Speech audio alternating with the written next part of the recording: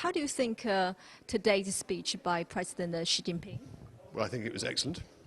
So was David Cameron's. I mean, it showed a real partnership in looking towards the future and the golden era. It was fantastically cooperative, it was helpful, it was supportive of all our private businesses to make sure they collaborate more in the future, helping both the Chinese people and the British people. The Chinese president mentioned One Road, One Belt project. So how do you think of his speech in this part? Well, the One Belt, One Road project is a very good illustration of the use of the Silk Route as a way of rejoining up the Eastern or the Orient with Europe. And it's done by both sea. Of course, the road is the sea, fun enough, and the belt, of course, is on the land. But it's a wonderful illustration of how we can get the cooperation and the infrastructure in place to make sure that trade blossoms in the future. So how do you look at China's One Road, One Belt project? I think it's a really fantastic opportunity. There's a need to develop infrastructure along the Belt and Road, and the Chinese President Xi Jinping has clearly recognised that. And where we think it's exciting is that the UK can work with China in terms of third country investment. So we have many fantastic construction, engineering, project management firms that can help in that. And of course, we also have the financial companies to enable that to happen. One of the reasons, of course, that the UK was the first country to come forward and support the Asian Infrastructure Investment Bank.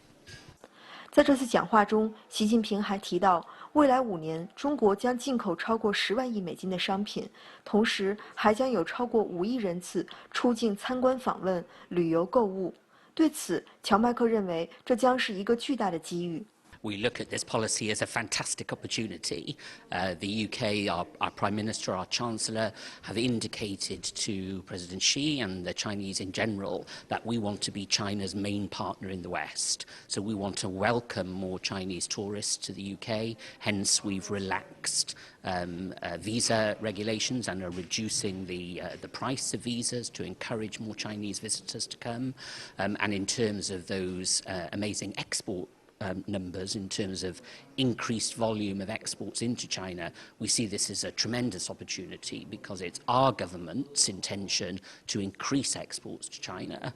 We've already doubled exports over the last 5 years, and we've set ourselves a target of £60 billion of exports into China by 2020 and want China to be the number 2 export destination for UK companies exporting globally.